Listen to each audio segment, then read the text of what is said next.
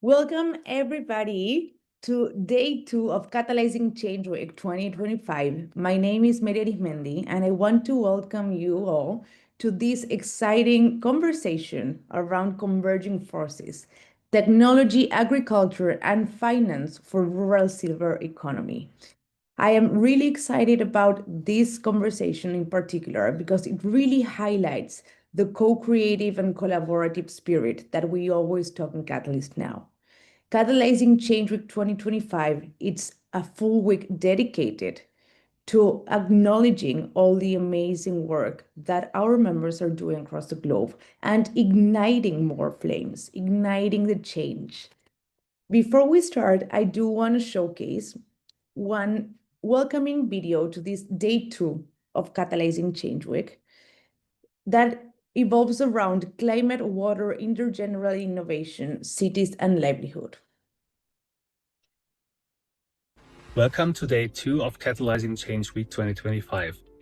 The future of our planet depends on choices we make today. That's why today we are focusing on planet well-being and water justice, intergenerational innovation, and the future of our cities and livelihoods. In 2024, the damage bill from climate-related events was $1.4 trillion. The projected economic losses due to climate change by 2025 will be over 12.5 trillion. And over 2 billion people will face life-changing risks from climate change. Innovators are finding new ways to protect ecosystems, respond to urgent crises, and secure safe, sustainable access to the world's most vital resource. Today, you will meet climate innovators, water justice advocates, city planners, livelihood creators, and young leaders working side by side with experienced voices. This is a space to share solutions, learn from best practices, and imagine how communities can thrive in the face of change. Welcome to the session presented by Catalyst Now.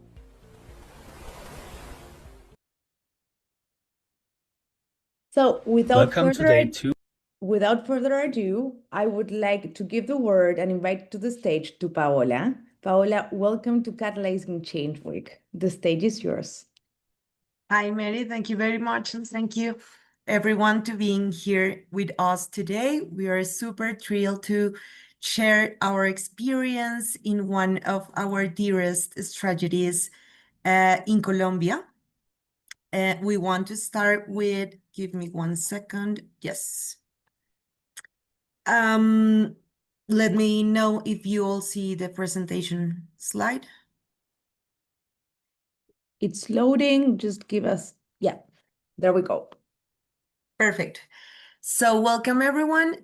We're super happy to have you here. We want to start with this as icebreaker question to give in most a little the mood of the session. And it's not going to be a technical session. It's going to be a conversation, as Mary told, between 3 allies in one of our most dearest projects.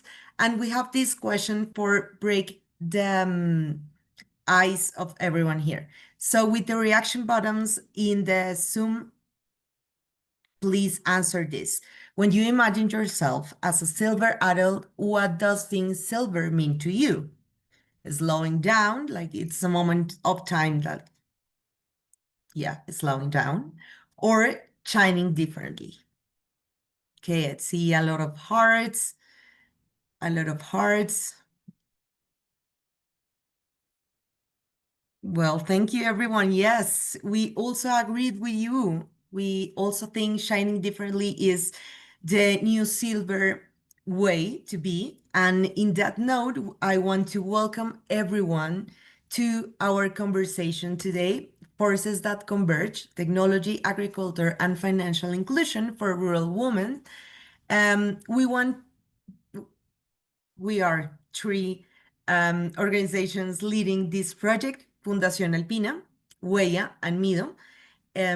Each one of that partners have someone representing, and they're going to tell us a little more in deep about their role and what this project means to them. So in that note, I want to welcome Camila Aguilar, the Executive Director of Fundación Alpina. So welcome, Cami. Thank you very much, Paola, and it's a great pleasure to be here and sharing with all of you this project. As Paola mentioned, we are three different partners working together around different solutions for rural women. And as you mentioned before, it's been very trending talking about silver economy, but there is not much information about rural silver economy. So this project or this what we are going to talk about today involves not only rural people, but rural women working together around their economy, their silver economy. So first of all, I would like to tell you some data. And actually, since I told you before, there's not much about rural economy, so the data we have is not very is not talking about the rural people, but in general, for example, in Colombia, senior population is growing rapidly, and silver economy is already represents around 12% of the GDP in Colombia, making this segment like very important, strategic for consumption. But apart from this, beyond consumption, integrating older adults into labor market, lifelong learning and entrepreneurship turns longevity into a competitive advantage for the country. That's what we think. What we really think it should be an option, an alternative for Colombia and for many other countries, bringing innovation, accumulated wisdom, and new business models. But this is still to happen. This is what we think it should be looking like, and that's what why we are working with these rural women in Colombia. Also, governments and companies and academia must design silver-friendly policies. There are some organizations working already on that. That's not our strength, but as you'll see, we've been doing some things around this, covering finance, health, technology, housing, and education to harness this demographic transition, which is something is happening around the world, as a driver of sustainable development rather than a burden. So it depends on how we stand across this issue. And talking a little bit more about Fundación Alpina. If you want, Paola, you can change the slide. Thank you. And so I'm going to talk a little bit about what we do in Fundación Alpina. We promote the life projects of rural families in vulnerable areas of Colombia through support that allows us to share knowledge, strengthen this resilience, and transform communities toward prosperity in harmony with the environment. And we do this through four main axes. The first one is that we support organic farming practices for sustainable food production. This is like the technical part, how we do it, how we share the knowledge we have, and we strengthen the capacities that are already in these communities. And we strengthen productive collaboration. This means we really value how producers can work together and they can do more, earn more, grow a little bit more. And these two axes are related to this like technical part of this way we share knowledge. But there are other two that are more related with people, what we really feel and need to promote growth, to really believe in what we are able to do, capable of changing. And these two are social empowerment, and we empower rural women.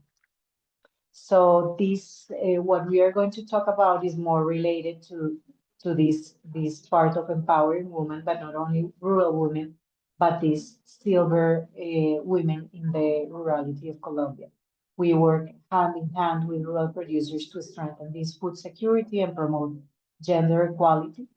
And building together our progress is possible thanks to partnerships. We really believe that working with other organizations is what makes change possible and what really transforms the story behind the communities. So institutions and companies that share our vision or of prosperous, resilient Colombia are those that we work with. And looking ahead, we continue to innovate to address the challenges of climate change and create more opportunities for equality and well-being in rural territories. So, so here, what do we have? What's the challenge that we have in front? There are around, according to the to latest statistics in 2024 in Colombia, there were more than 15 million people that have any food security problems. And these we have to keep in mind that are women and elders first. And this, if we think this is the map of Colombia, and if we think 15 million people, that would be those two departments in Colombia full of people with food security problems. So that's like that's a great part of the country, and it's something that sometimes we just forget about. So that's a challenge that we are willing to work with. On the other hand, we have 34% of rural population that lives in conditions of moderate or of severe food security. That also depends on which areas of Colombia are we talking about. And this is something that for us is really, really important to tackle. Is one of the main goals of the Alpina Foundation is to work with these communities that are having these problems, but that have a lot of potential of transforming these problems into something different and revenue earning revenues. So we do have, we call ourselves a social, environmental, and productive lab because we do work not only doing projects, but we believe that projects or initiatives are the way of doing creative things, as you'll see of this partnership that we're showing today, but also trying to see what works and what doesn't work in territories, because, for example, governments are not able to innovate as much or try new things and see if they work. So that's our goal, and we do think that private sector, for example, us as a corporate foundation, we are able to do that, and we've been working already for 17 years with these small producers in vulnerable territories in Colombia, promoting their life projects, but with a view of working as a lab. And we have 3 territories in Colombia in particular where we have focused during these 17 years, and these are Cauca, La Guajira, and Bichada, which the three of them share very hard problems of food security, as I mentioned before, but also poverty, and also in Cauca there are a lot of the problems that this country has are all together in Cauca, which is the territory that we are going to talk about a little bit more. So Aurora Emprendedora Silver, that's the name of our project that we are doing together. And we have like in the mountains of the department of Cauca, that is one of the one that I told you that has a lot of difficulties. The lives of rural women have long been shaped by the hardship of armed conflict, social invisibility, the lack of opportunities to build a dignified future. But for years, their daily routine was defined by endless domestic work and insufficient income, and limited control over their own lives. So this Aurora project, out of that reality, Aurora was born last year in 2024, a project designed not only to strengthen this rural economy, but also to dignify the lives of women and create spaces of inclusion for those often left behind, or older adults and people with disabilities, because that's another characteristic of this population. Sometimes they have less less possibilities. So the vision behind this project, Aurora, grew from Alpina, Fundación Alpina's long-standing work with rural women in Cauca. We've been working for years in this territory, but this time we had a greater ambition. We imagined that and proved that the social and economic autonomy of rural women is possible when training, technical assistance, digital innovation, and market access and social inclusion come together. So that's where all of us are part of this solution. At first, many women joined the project with skepticism. They were like not very much understanding what the project was about or what the different components of the project were about. But Aurora soon became a space of trust where every meeting not only delivered technical knowledge, which they knew from before and our relationship with them before, to strengthen their productive units, but also reaffirm their value as leaders in their home and communities. So they started believing that they could have a different role and they could bring something different to the communities. So the next thing is empowerment and change. They learn to produce better using agroecological practices, to organize into associations and to improve the associations that were already created or they already existed. Explore different markets and use digital tools that open new opportunities for them.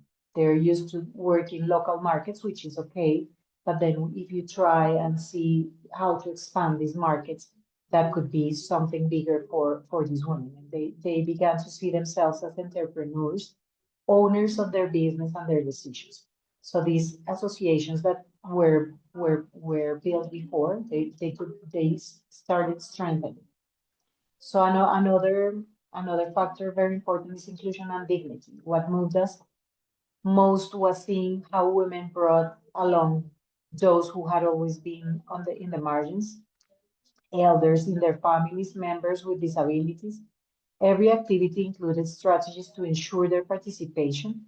Like if you are part of a family that has certain characteristics, you should not be excluded. Like the other way around, you should try to be part of these solutions, and we have to innovate and try to bring to the table new opportunities. So strengthen access to protection pathways against gender-based violence. So this is more this is more or less how Aurora Emprendedora Silver works. Um, I think that now this one is mine. Yeah. Aurora's impacting numbers. So what have we done until now? No, we've been working since I told you that from last year. So as of today, productivity and sales increased by 25%. Agroecological practices grew also by 25%. This means all women, or 25% of them, are already using these agroecological practices. And something very important is the domestic work time has reduced. This is very important because this is what makes the difference and what makes the transformation possible. That other members of the family start participating in those tasks, so women can do other things and start participating in the earnings of the family. And also decision making rose by 30%. That's also very important because generally women are only included in certain type of decisions of the household, but not in the important decisions of what are we going to do with the land, how much are we going to cultivate. So this is something very important that has been happening.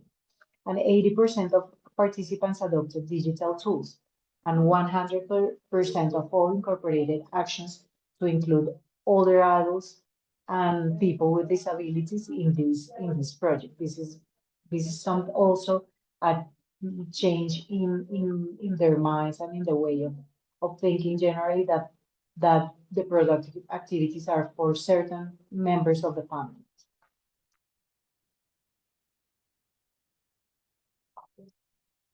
So there are always challenges on the road, but we are here to share the experience. This is an example of what women have now uh, at home, reminding that this partnership is very strong and that they can transform their lives within the trying different things and being open to experiment different things as part of this initiative. So I Thank think you that very this is the much, moment. Cami. I want Um, in this point to welcome Javier, the Chief Operation and Sustainability Officer of Huella, one of our partners in this Aurora Emprendedora Silver project, and that bring us and inspire us with their vision of technology in force for rural women. So Javier, welcome. Thank you, Paola. And once again, thanks to the Catalyst Now team and Fundación Alpina for inviting us to join on this conversation and explaining how we are supporting the new silver economy in rural Colombia.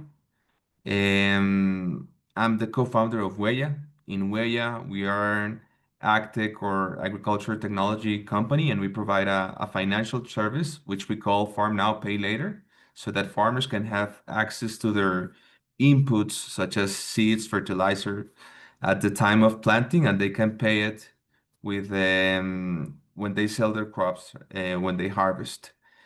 Um, so that's why we think that actually what we do is we cultivate sustainability in food systems with data, technology, and finance. A little bit about the story or why we're here.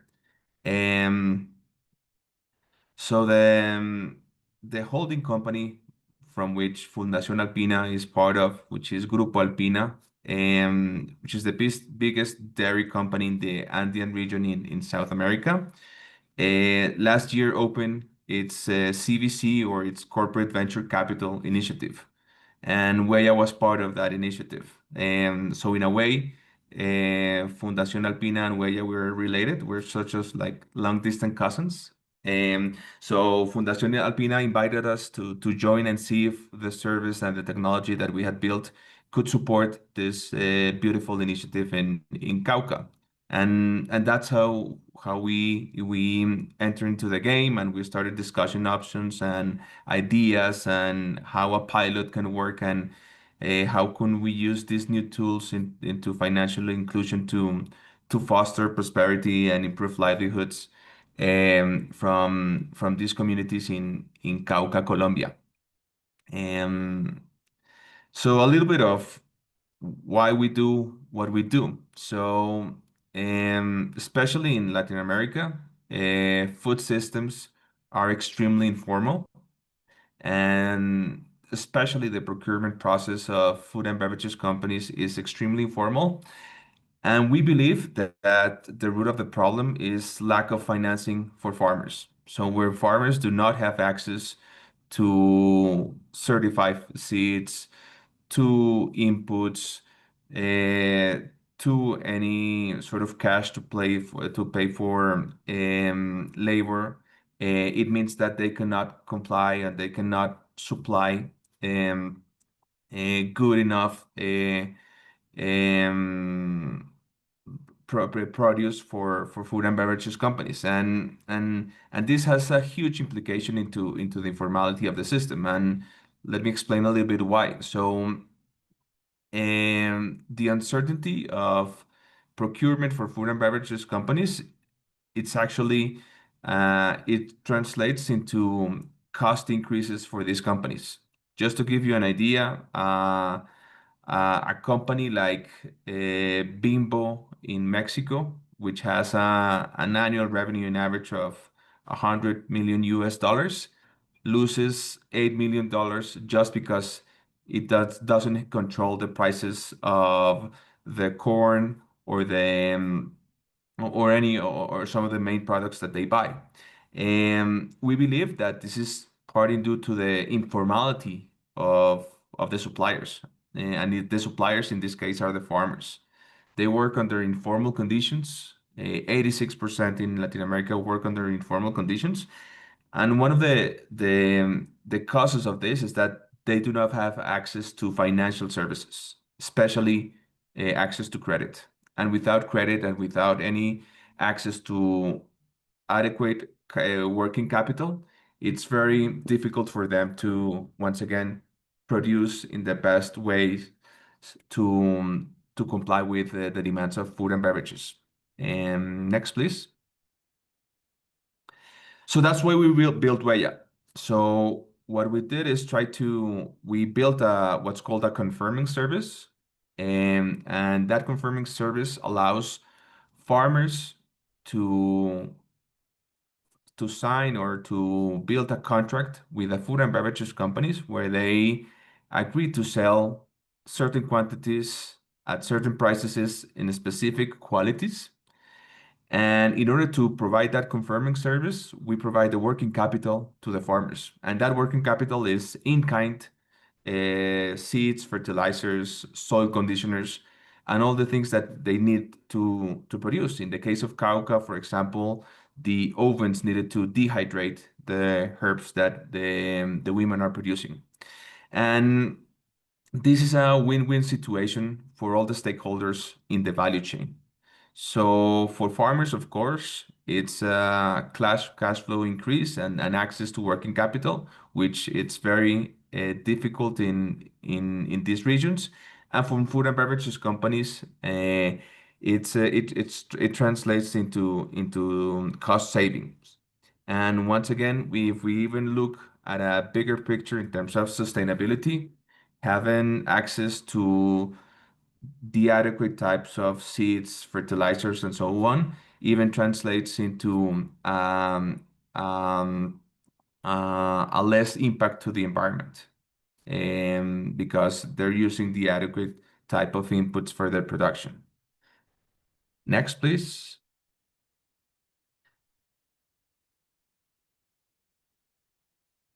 And the building blocks of our solution are based on technology. So what we've done is create a three-step stack into using information and to analyzing risk in an alternative way. The first one is that built upon the transactional data that's normally lost between food and beverages companies and farmers.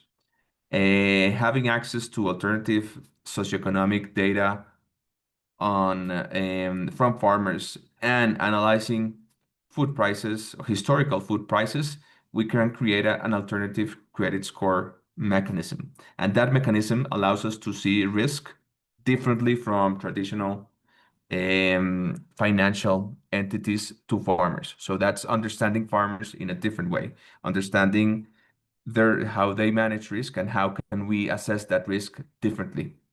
The other thing that's very important and which normally doesn't happen or which can be very costly in financial services, especially to rural areas or to agriculture, it's monitoring the crops and having an idea of what type of inputs were used, when do fertilizers were applied, and so on. So that's why we created WhatsApp bots that allows us to interact with farmers, monitor the farm now, pay later loans, and collect traceability data, which is very important, especially if you want to access value-added markets.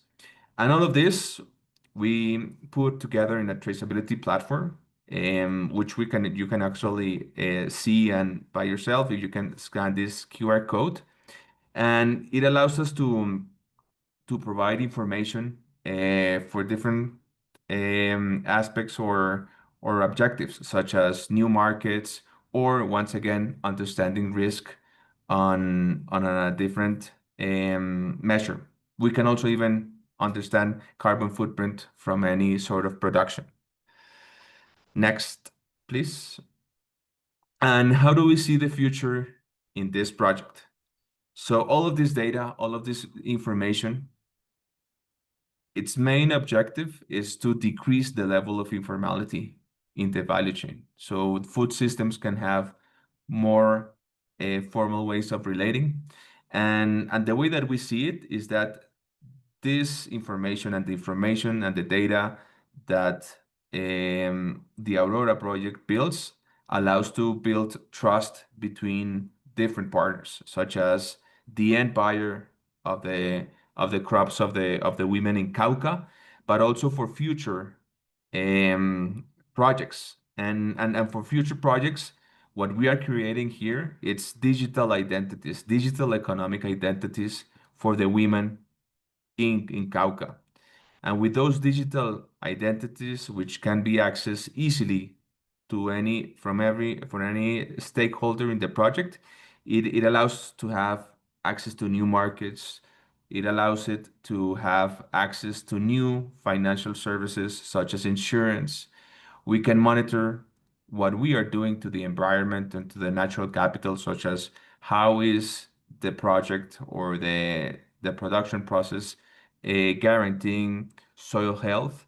And of course, with this, we can address and understand that behind what a plain and traditional risk model assessment for credit supply can have an alternative understanding when once we have all this. So that's why we believe that the technology here actually improves livelihoods, especially in rural areas and especially in senior women like the ones in the Aurora project.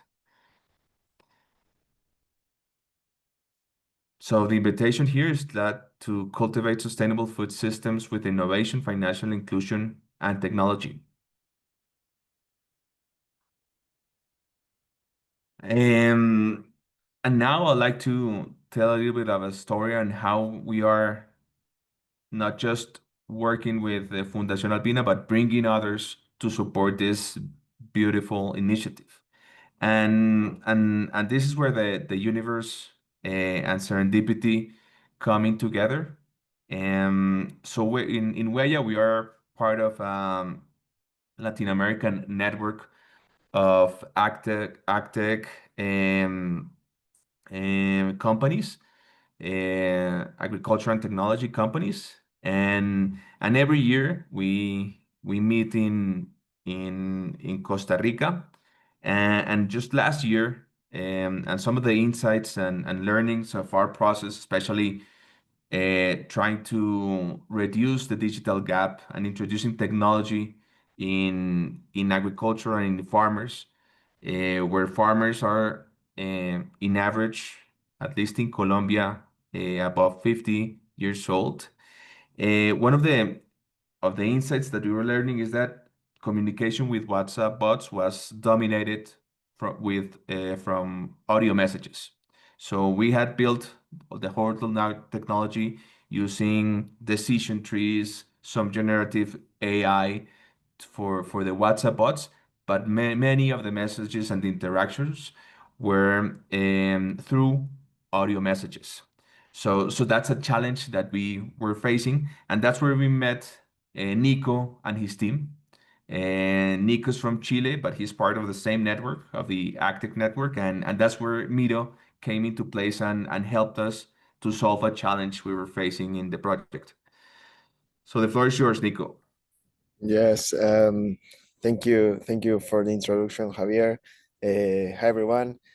As Javier said, my name is Nicolás. I am the CEO and co-founder of Nido, and this project started in this casual conversation between Javier and me in Costa Rica in this event that is organized by ICA, and it was a pretty random conversation when we start talking about this, and after this ended up in this beautiful project. So I'm really excited to present you what we are doing here. And in Mido, we basically understood that the users that we have in agriculture really need to interact to an easy interface platform that can help them with their operations, but with not barriers. So that's why we started transforming this digital process through a simple WhatsApp audio messages, not only audios, but as well texts, images, location, videos, etc. And as part of this, we started like digitalizing processes in agriculture through just WhatsApp messages. There is a platform that normally in agriculture or in general in Latin America, people is already using it. The next one, please. So so this is Mido, and to start talking a little bit more about our solution, I wanted to first tell you why we are doing what we are doing. So the next one, please. And when we see agriculture in general, we can see that people are still working on everything on paper. So in most of the operations, not only for small and medium farmers, but only for big companies, the base of the operations are still happening on paper. So what we saw is that the normal process is that people do some labors or tasks in the field, and they have to fill out forms on paper, and after those paper goes to a person that is in the office, and this person has to utilize it in an Excel spreadsheet or in another platform. So we also saw that were already using WhatsApp. So the next one, please. And as well, this problem that affects not only to big companies, but also to these small farmers is a trend for the entire industry. So if we see like this graph of the digitalization of all different industries, agriculture is the least digitalized industry in the world. So this is also part of the problem, that from one side, for farmers, it's really difficult to collect data of their operations because they're still in paper and it's difficult to use new technologies. And also from the other side, once they have data, they don't do nothing with the data that they collect. So 90% of farmers actually don't do nothing with the data because it's really difficult to connect these different sources, to digitalize the processes that are still on paper, and after to cross-reference all these different sources of information to actually make better decisions and to help them to produce more with less resources, just with all this data that they have it, but they are not getting analysis of the data. The next one, please.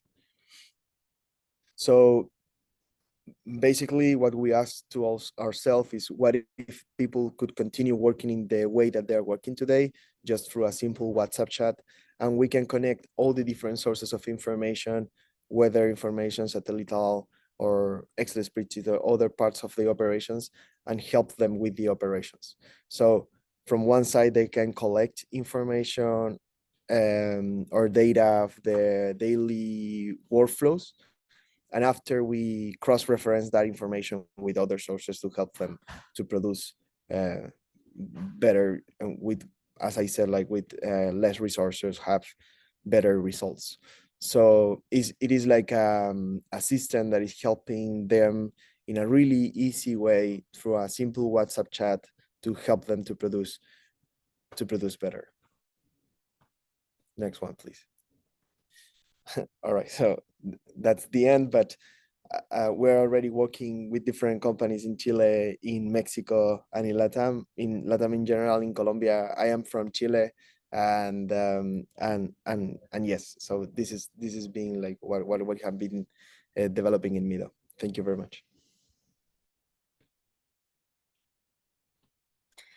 No, thank you, Nico, for and Javier, of course, for all your insight of Huella and Mido, and actually to us understand why you are here and why we are having this conversation. Because if each of you give a little more and give them a little more power in the project.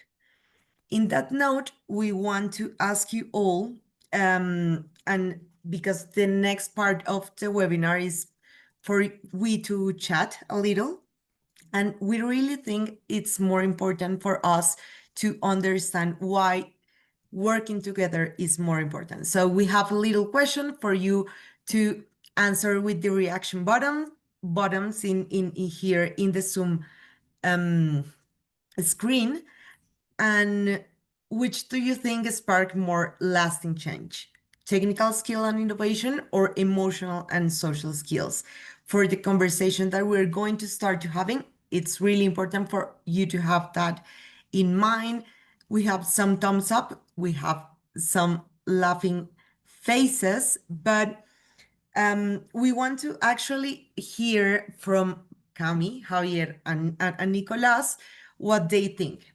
So we also think that transformations happen when forces converge, and mostly because none of us can do this alone. Real change starts where effort meets. And that's the starting point for the conversation. We have two really short questions for you to answer. And the first one is, what makes collaboration across such different sectors, tech, agriculture, and finance, not only possible, but powerful? So, Cami, if you want to start. Sure, Paola, thanks for the question. Well, I would say that generally all partnerships are very powerful, but in this case, collaboration is more powerful when each one brings the best of what it has. Technology brings innovation, agriculture brings purpose, and finance brings scale. And together we can build real transformation.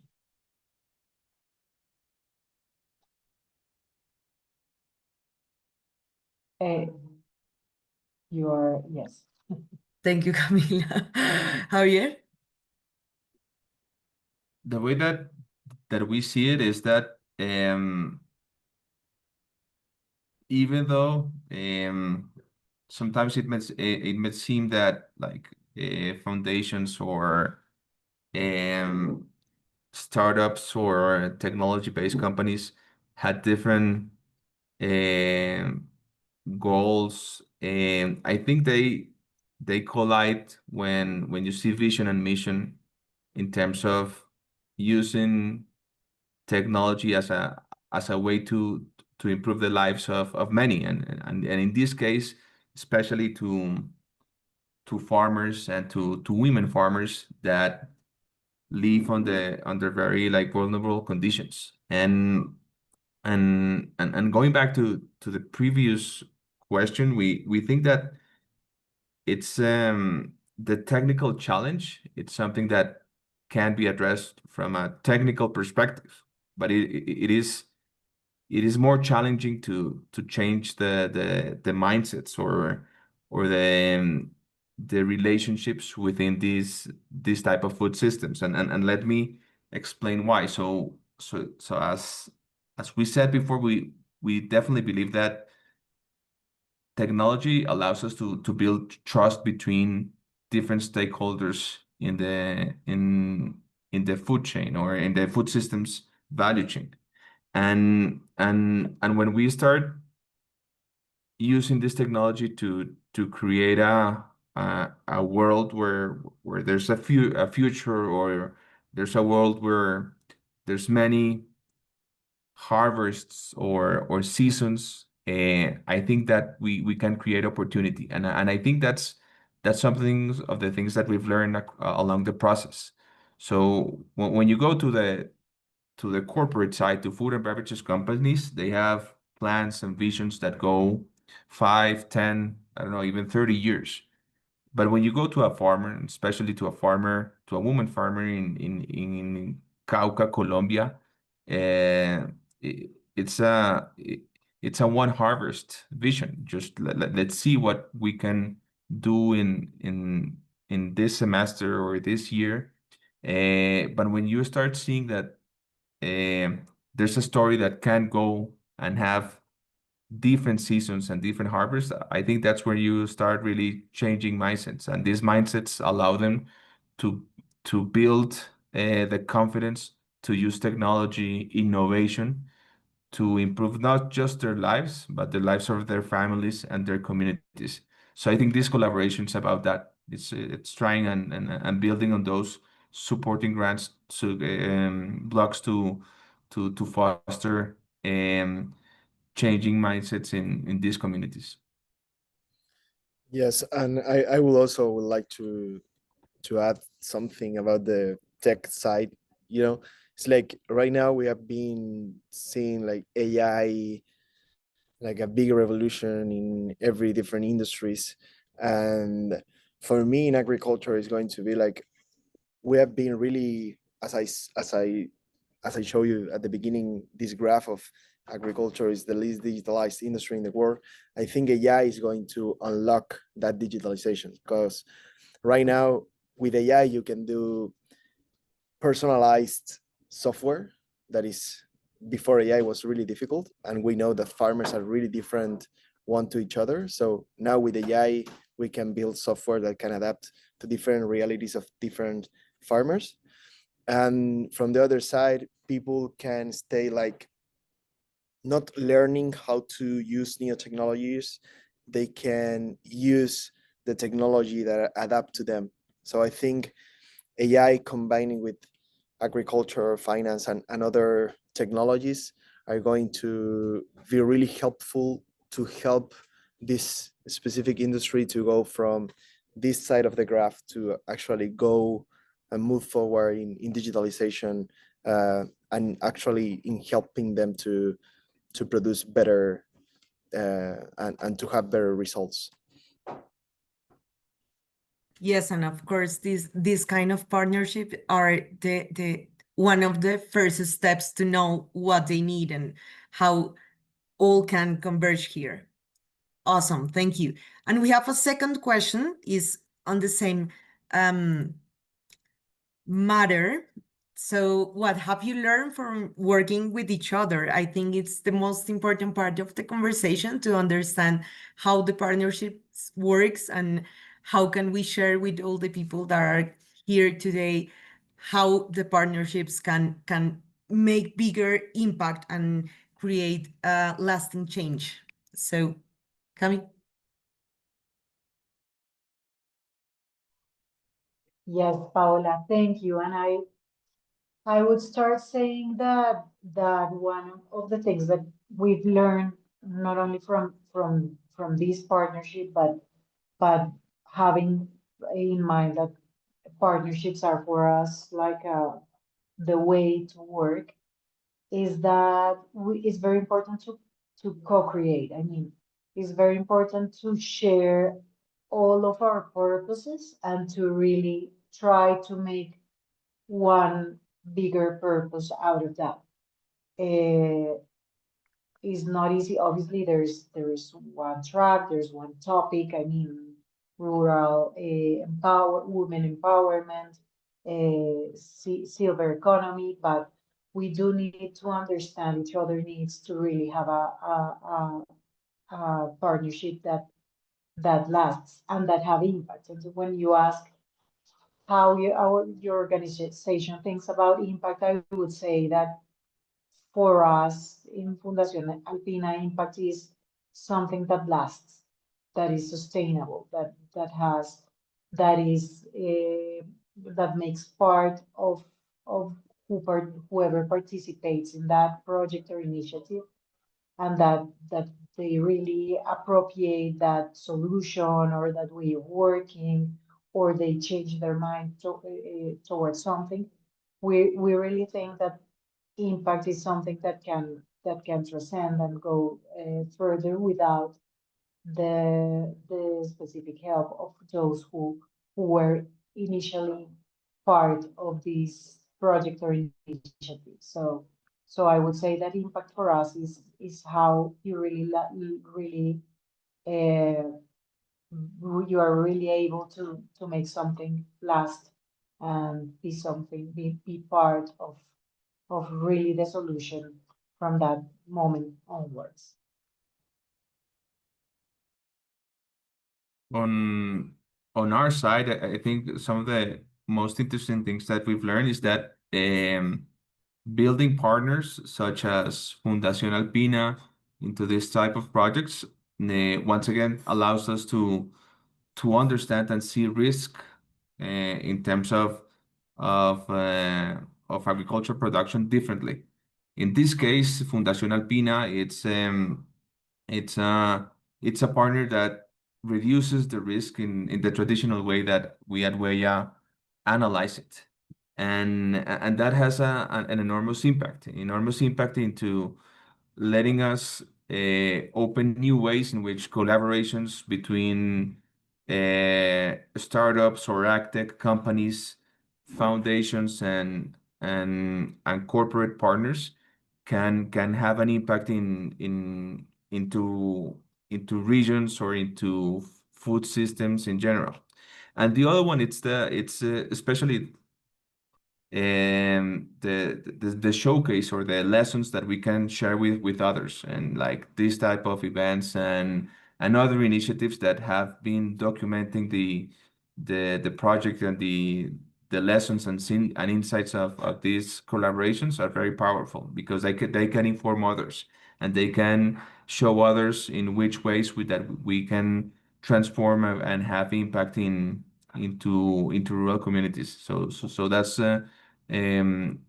most of the lessons that we have get so far from the project.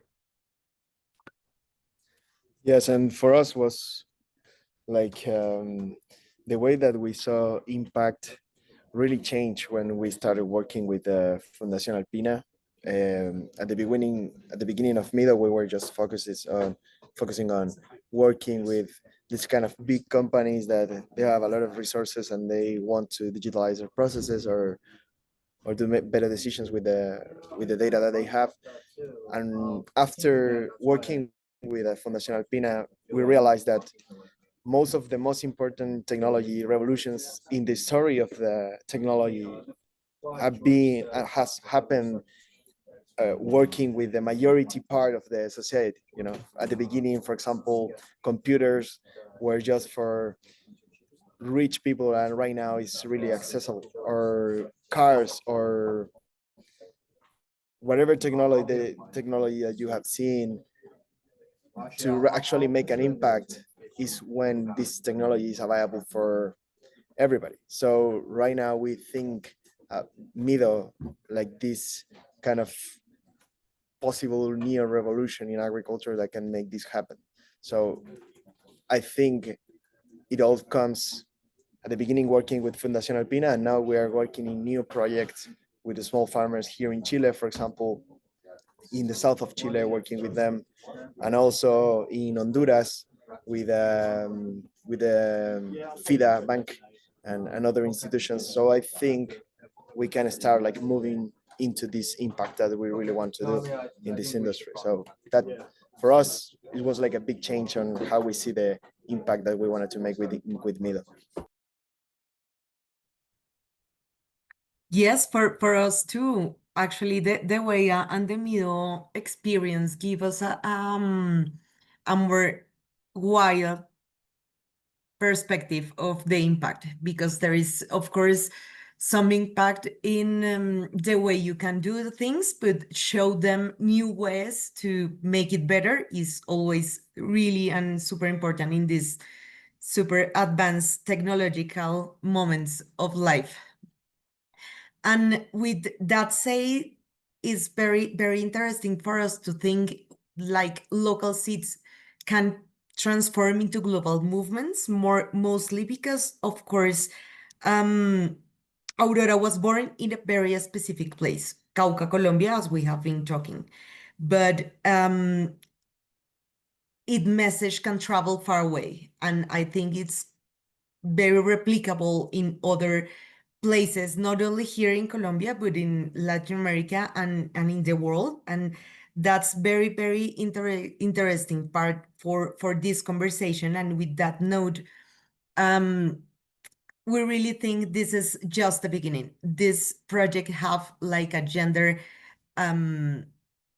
focus, because we want to work with silver women's, but we think there are many possibilities and many gaps that we as a partnership can bring with Bridge and make them more converge actually. So for the last part of our conversation, and before we bring all the comments for the people that are here today with us in this Catalyzing Now Change Week webinar. I have two last questions. Where do you think this project can go?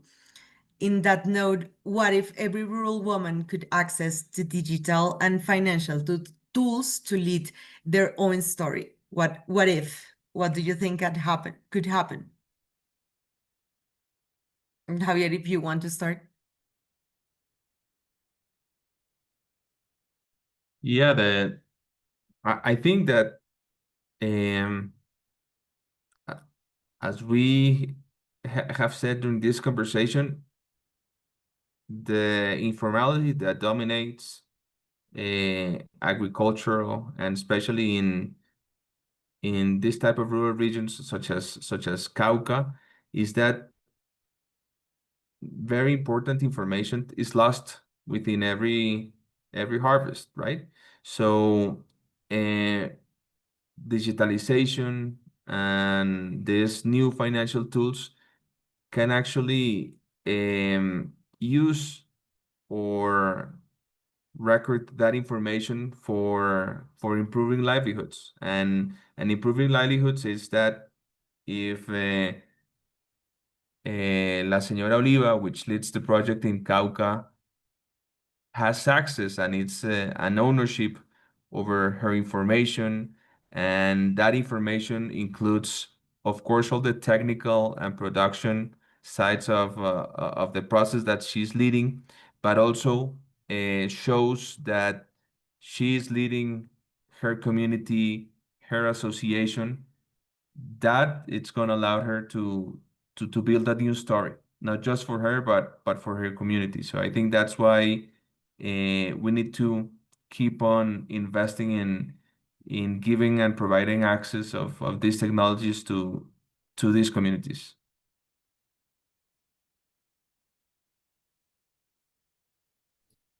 Yes, I also think that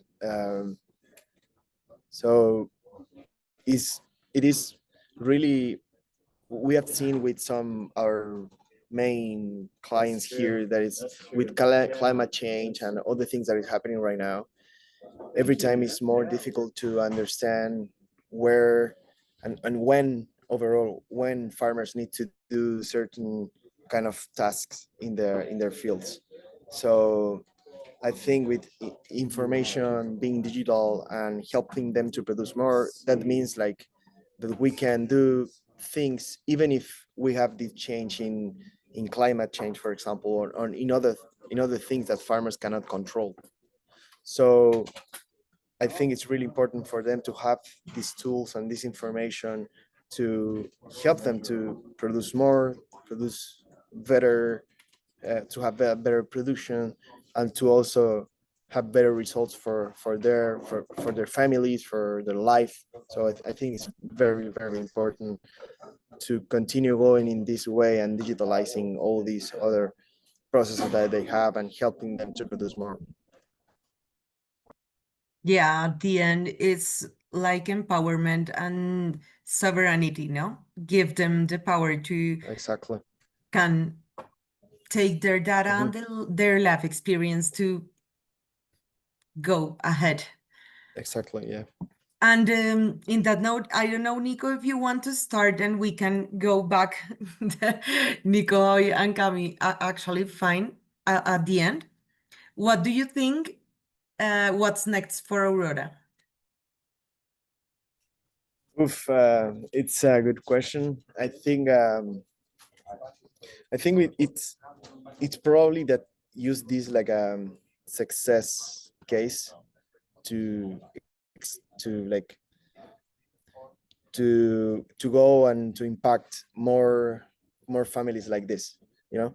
So we can take this experience to make us kind of copy paste with other similar producers, you know. So I think if I can dream, I will say like this can help us, like the beginning, this can help us to make like the first steps to impact more and more families in Colombia and in other parts in Latin America. So I would like to see more and more people in Colombia, especially like using this technology to help them with all the things that we have talked before. And also with Huella and the collaboration that we have, it's like trying to help them to with this part, or trying to have that strong collaboration in order to go deeply with other producers. So right now, as I told you, we're working in a new project in Honduras, for example. I'm pretty sure that we can do something there with Huella. We're helping them with a part of our solution, but I'm pretty sure that we can continue collaborating to make this impact bigger in these other farmers. So yes, that's how I see it in the future. Javier? Yeah, the way that we see it, it's yeah, I think that this first pilot, we have started small, but from the lessons and the process that we have taken on, I think we're ready to scale this up, and scaling this up can be bringing this project to include more women in Aurora, in the Cauca project, but it can also let us a way to replicate this experience also in Bichada or in La Guajira, the other regions where Fundación Alpina works, and in a broader perspective, it's also an example of how uh, foundations or NGOs that are working in this type of projects can work with agricultural and technological companies to scale up things, and especially in a world where resources, and especially funding resources for this type of projects are scarcer now than before. So I think this can also lead a way into how private and social enterprises can work together to foster and improve livelihoods for the most vulnerable. Now it's super awesome. Listen, you guys tell us that, because we actually think the same. We really think we can scale up, but we dream with a women's global red and a collective knowledge platform to share experience and to create a movement and make actually the change sustainable in time, and between these silver women's to give it to the youth and start creating like this path of working with. Okay, and we're going closely to our finished slides and time of conversations, but I really want you to use this moment to give us like the conclusions of the panel, because for us it's really important not to just think in the silver population just as a population and just as a people that participate in some strategies or projects that we lead, but also people that needs really important and like tools that matters and that bring them the possibility to own their change and own their experience and make them growth together as a community, but also to achieve like a better like how can I tell this, like this different kind of shine. I guess I don't know, Javier and Nico, if you want to tell us like a little conclusions here. We definitely believe that silver is um it's the new color of food systems.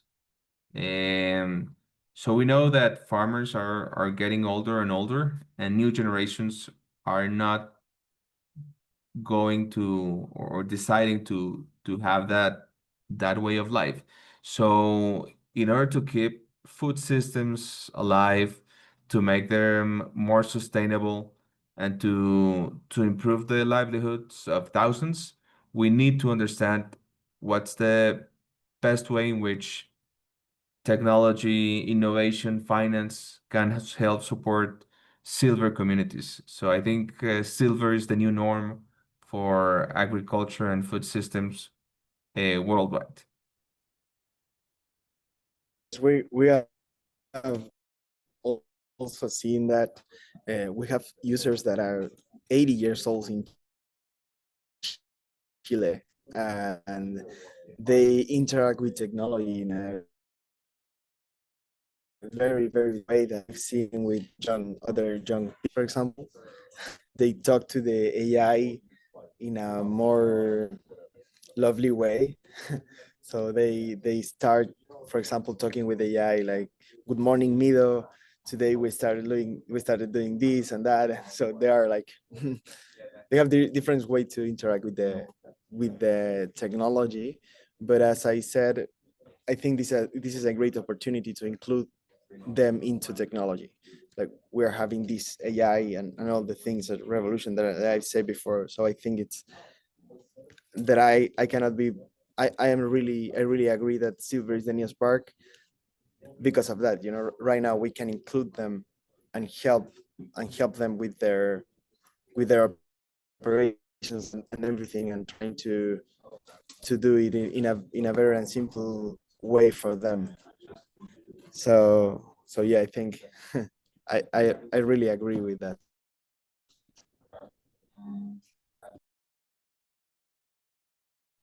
Okay, so of course, thank you, Javier, and thank you, Nico, for accompanying us in this conversation and to being part of this partnership. Of course, we really think that Aurora remind us that the joint conversation and working together is very powerful, and that's what we want to share with everyone that is with us today. And of course, that to construct that buildings and that bridges between communities, it starts also with us, the organizations that think and can create new advances and new proposals for them to understand new ways of living the life that they're living, and of course to give them opportunity to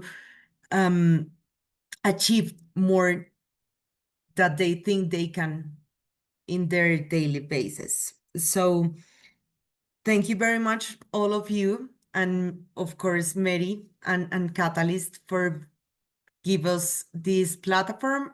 We want to share with everyone here our social media and LinkedIn profiles for you to connect with us. We want to hear up with you.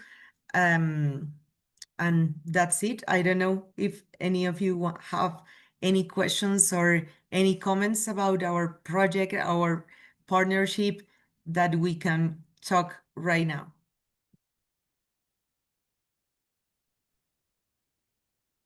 Thank you, Paola, Nicolás, Javier, Camila. It was amazing to hear from all of you. Let's see if there's any questions. Solani, Carlos, Awar, or any comments. How did this conversation make you feel? What were your first thoughts? And then as the conversation started evolving, where did those thoughts land? In my case, I was thinking about something that Nicolás said, to include them, say the silver population, into technology. I was thinking, why not include technology into them? It seems like you have done that effort of bringing empathy into the equation, of really understanding how these women are functioning. How do you capture those best practices, that knowledge that's already inherent to what they do and their community, and translate that into technology terms? Awar, I see your hands up. Welcome. Thank you. Thank you so much. My name is Awar. I work at Development Dynamics. It's consultancy to think tank investment catalyst based in Nairobi. So first I'd like to just share my thoughts on like what I've seen. I'm seeing there's so many parallels between the situation within which you're working and within which Kenyan women are working as well. Agriculture has always been one of those areas where smallholder farmers, especially women farmers, do not make much from it, but there's a very high expectation of being able to provide for their families in kind of in the same breath. So it's been very much underfunded, and there are initiatives like yours here. And based on what you shared, I heard that there was an element of collaboration with the communities you work with, and I was wondering what is the level of data governance that you're employing with the women that you're working with, especially in terms of ownership of the data? Who actually owns the data? Do they have a big role in understanding what that means? And do they participate in the decisions that relate to how their data is used and whether it can be removed from your system? That's the first thing. My second question was on the level, because I'm hearing there's opportunities for scale from a systems lens and from a systems point of view. This is a big contributor in terms of the feminist economy, and there can be a ripple effect, right, in terms of policy adjustments on the government level, local to national. And I'm wondering if you're anticipating that at all, and what would the role of this collaboration look like in terms of influencing policy direction, so that this is something that is implementable countrywide and perhaps regionally as well. Yeah, those are my questions. Thank you. Yeah, so talking about data governance, and thank you very much for your question. For us, we have a policy that all the data that we collect is the owner of the data are the farmers, so we don't use that data in any way. They are always the owners of their own data. We're also having a lot of changes in regulations and laws in different parts of Latin America, but in Chile, we are making all the change in our technology in order to of course to be regulated by this kind of laws. So, but for us, it's not just the law thing; it's that the most important part of this is that the data it is for the owner of the data are the clients that are using our technology. So that's what I said. That's what I can say for the first question. But with the other one, I don't know if Javier or Paola wanted to answer that.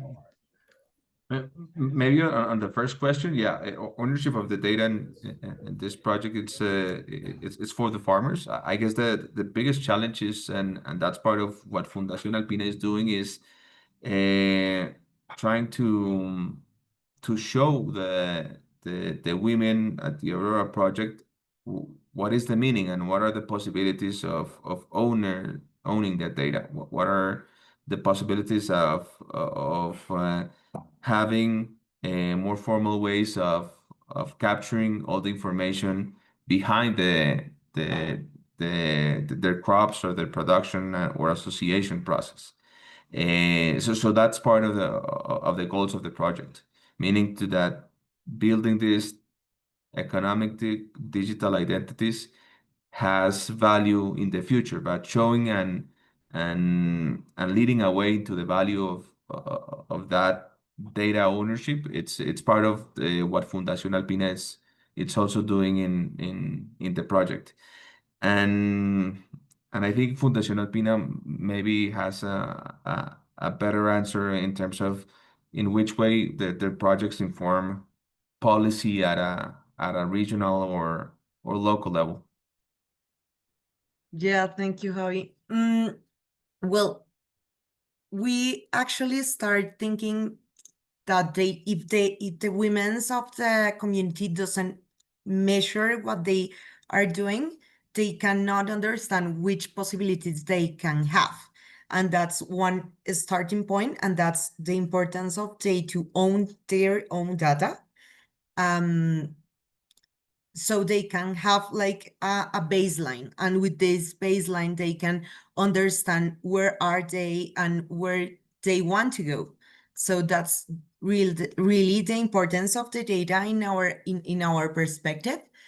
And of course they have to know the data. And we also have one really educational way to work with the communities in the matter of they have to have the tools to understand the data. They only do not have to have and collect it, but also understand how different tools they can have it. So that's really, really important for us.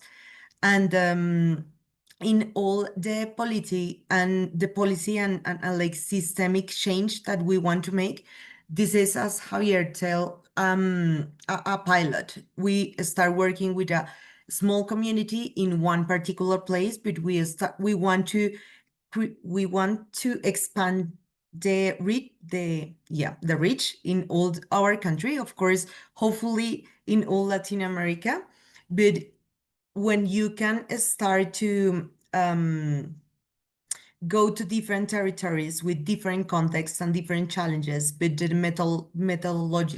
methodology works in every of them, we can start speaking to different ministers or different like persons, I guess is correct to say, for give them more insights of the community, because we really think the voice of the community is the important part of this moment.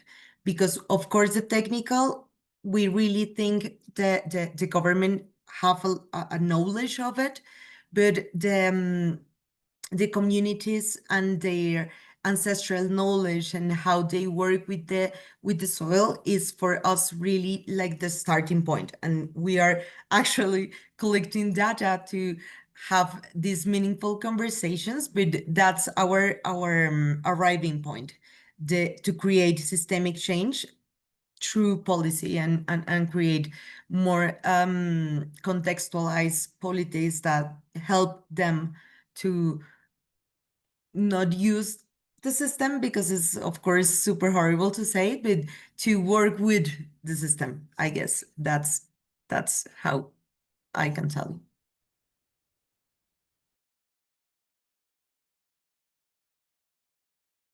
Amazing. Thank you, Award, for those really deep and thoughtful questions.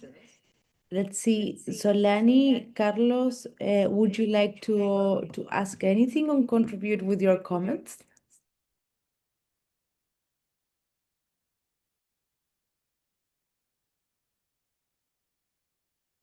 If not, I think we're at the top of the hour. Thank you, Carlos. So I think it's the moment to say thank you, Fundación Alpina, for putting together this amazing conversation on converging forces. Thank you, Nicolas and Javier, for the amazing work that you do and for really taking a moment to reflect with us and to share with us your approach. I think a lot of us have learned a lot today, and a lot of us started reviewing a lot of the ways in which we do things, a lot of the guiding principles that are behind our work. And it's always wonderful to see how to really connect, interact, co-create, collaborate, and that this can happen when we have an alignment in the vision and alignment in the values. So thank you. And I hope that we'll see each other soon. And I hope that there's a lot more of Auroras across the globe. Bye, everybody. Thank you. Thank you, Bye Mary. bye. Ciao. Gracias. Bye. Bye.